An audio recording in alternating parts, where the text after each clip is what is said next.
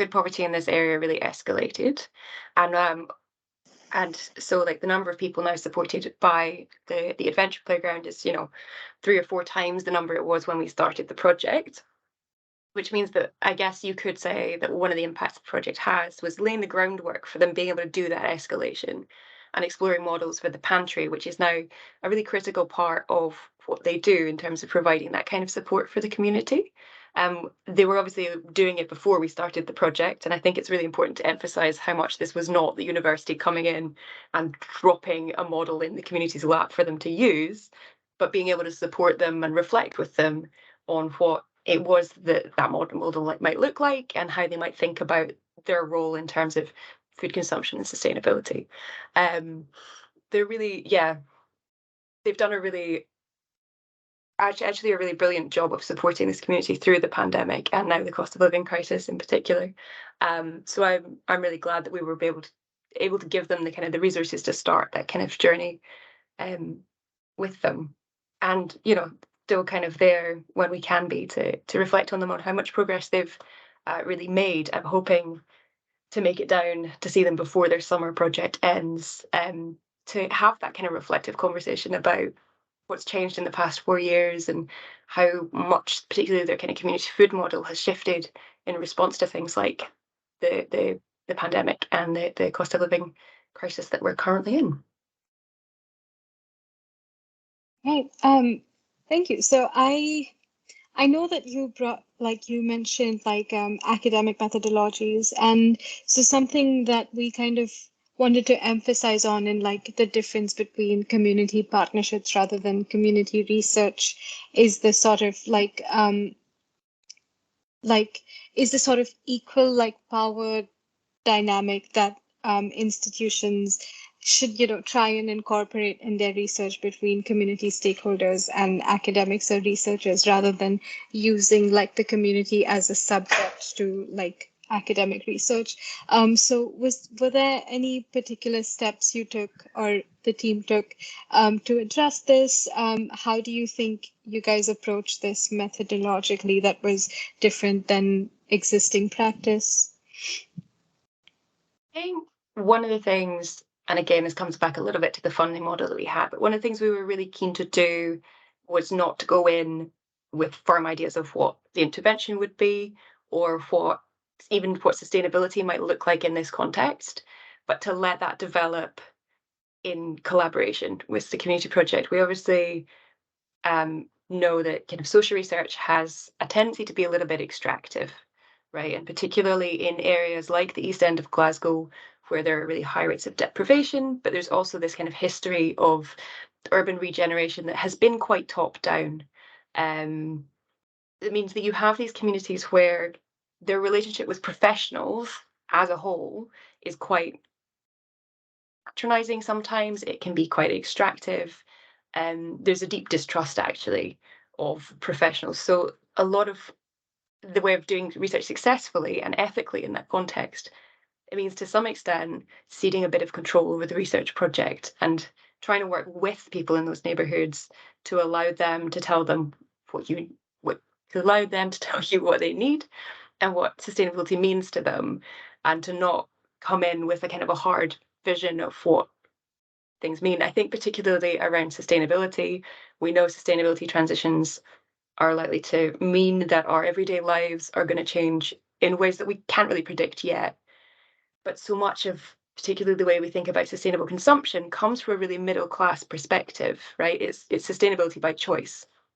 And one of the things we really wanted to do with this project was to try and think about different perspectives on sustainability from the perspective of different consumers and different communities. And so a lot of that means trying to build trust and trying to build collaboration with both the community project and the neighborhood and all the kind of people and the children, actually, a lot of the time, who come and use the adventure playground. In which case you use this quite grounded methodology, right? You don't set up these kind of hard experimental boundaries around it's a very kind of qualitative way of working, a quite ethnographic way of working. But we were, yeah. And I guess a lot of that comes from letting the community organization tell us what they needed. So one of the first things actually I did, day one of my contract, was go to the project and talk to them about what they needed and what they wanted, and to try and understand where they were starting from as well. Because I think particularly when you think about kind of these more interventionist projects, um, you have to know what you're working with to some extent. So there was this, and a lot of that is about building relationships, right? So you have to build the relationships with the people who are there in order to be able to build sensible programs. Um, and so a lot of our work was really emphasizing kind of communication and starting with them and letting them tell us how they wanted to work. A lot of learning on both sides, I think, but particularly at the beginning about, well, how do universities work and how does the playground work and how do we work together? I'd like to say we were successful in that. I feel like you'd have to ask them as well if to get the fully rounded picture on that. Um, but it was, yeah, a lot of talking and a lot of reflecting on how much talking was necessary as well. I think from a third sector perspective, particularly in an adventure playground, they do a lot of action. They do a lot of building things. They do a lot of like somebody has an idea and immediately they go and build something.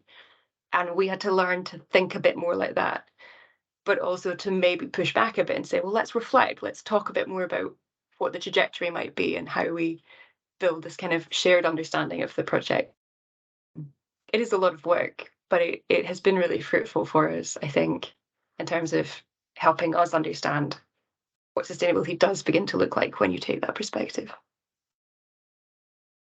Yeah, I can imagine a methodology like that, while I think so much more like inclusive and almost like less extractive and like more like a partnership, um, possibly takes a lot of time and patience. You probably have to work on like the actual like researching and establishing goals for a lot longer than actually implementing or action taking and stuff. So just like to, I don't know, to connect onto this, what do you see as significant challenges of working in partnership with local communities? And what were some that you faced and how did you guys overcome them? I think so. I think particularly because of the area we were working in, the east end of Glasgow, and particularly this neighbourhood. So this neighbourhood was the kind of host neighbourhood for the Commonwealth Games in 2014, which means that they had this huge redevelopment programme around leading up to 2014. They ran major new roads through it. They pulled down tenements. They've rebuilt these huge new neighbourhoods, and a lot of the older residents in the area in particular, experienced that in this very disruptive way. And there had been these kind of consultation processes, and there had been these kind of like people in suits coming down and doing things. Um, and so, in a way, one of the things you have to do researching in that context is try and disassociate yourself with some of that. You have to make yourself human and you have to make yourself available a lot so that people get used to you. Um, I guess one of the beautiful things about working with a community organization who are really embedded in that context is that they can act as a bit of a broker for you. So once you've built a bit of a relationship with the organization and they come to see that maybe you're all right, which it took a bit of time, but was a lot about just continuing to turn up and to try and help out. I think being willing to the brunt of a bunch of jokes about silly things like being unable to open a packet of spoons, which they held over me for quite a lot of the project. Um, but once you kind of establish those kinds of relationships and like a bit of trust, then having people who can broker your relationships to further kind of people within the community is really, really helpful. I think that kind of that I guess trust and rapport, which we talk about a lot in the kind of qualitative sort of interviews and ethnographies, a lot of it is people skills, but it's being able to kind of build that trust and really using the community organization as a kind of a key aspect of that, and really understanding how important they are to successfully doing the research in the wider community. And so really investing in that is the main way, I suppose, that we tried to overcome that challenge. I think there is always going to be a suspicion of people in suits, so you never turn up in a suit. You never turn up wearing your lanyard. You try and wear your messy shoes and things like that. But yeah, I suppose a lot of it is about accepting that you're going to have to build that trust, and that they're not necessarily going to respect your credentials, but they will respect you turning up and getting muddy with them. And so being able to be kind of a more than a kind of an academic over in your fancy buildings, but being able to be kind of like somebody who is willing to be the butt of jokes and willing to kind of pitch in and help out. But yeah, it's also, I think it's also important to note that this kind of research is really fun, right? So although it's hard work and it takes time, and you're trying to work out how to not be a suit and to be approachable, it's also, particularly if you're doing it in an adventure playground, which I was very lucky to be doing, I suppose, it's also fun, right? You get to go and join in these places that are, despite this like quite negative broader context of like urban deprivation, you can tell this really negative story about the community context, but there's a lot of joy there too. And to kind of sum up where your project is as of now, what would you say your personal conclusions are, or how have your understandings of sustainable consumption changed since the project started? Maybe some kind of like a bottom up, like, I don't know, academic conclusion that you have reached. There are lots of different things we could pull out, but I think particularly around sustainability, I think that there are two things I would say that I took from this particular project. One of which is that community projects, particularly these kind of like, when they're focused on play, or even places like community gardens or community woodlands and things where they just bring people together in a space, can be extraordinary places of learning. And in an adventure playground, you have this fantastic opportunity to do it on the sly, right? It's all play, it's all exploration. And so introducing new food or new ideas can be fun.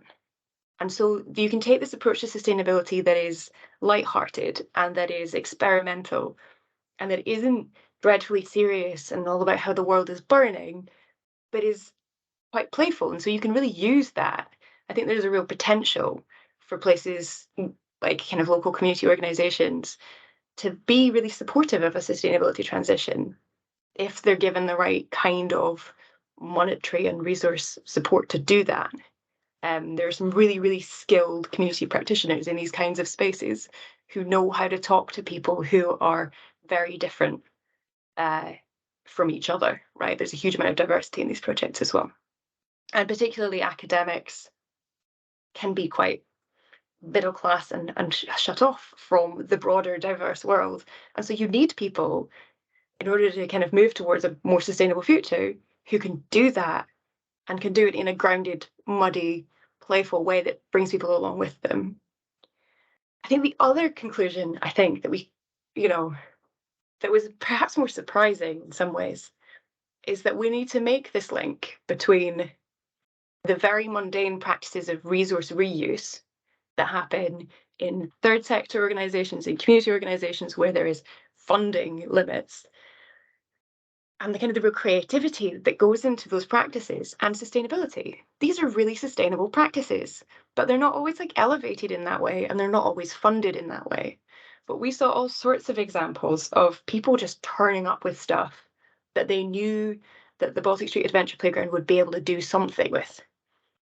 And so you get a whole box at one point of steel toe cap boots turned up, and Baltic Street were able to just be like, yeah, of course we'll take them. They basically never said no, and they always found a use for everything. And that real creativity and that willingness to work with what you've got is exactly the kind of skills we need to be building for a sustainable future. And they're rooted in these kind of like these places where you have to think like that. And so there's a need to really recognize the knowledge and the skills in those kinds of environments, rather than necessarily coming in with a vision of sustainability, sustainable consumption as being about taking your own shopping bags and your reuse cups. There are lots of different models that we could be thinking about in material terms from places like the Baltic Street Adventure Playground. Perfect. I think those are very insightful, I don't know, very insightful topics to like think about in terms of material sustainability and consumption. And I think finally, if someone watching this or reading this is at the stage where they're currently hoping to or planning to engage in like these sort of community partnerships, whether staff, a student at any kind of learning institution, what are is one or a couple of tips that you'd give them to establish and develop these kind of community partnerships? It's probably put the time in. Put the time in and get to know the community organisation and what it is that they need. Because your research needs are always going to be secondary to the community organisation's actual mission and aims. And the more you can understand the relationship between those two things, the easier it's going to be to navigate that relationship and to really think of it as a relationship that you should invest in.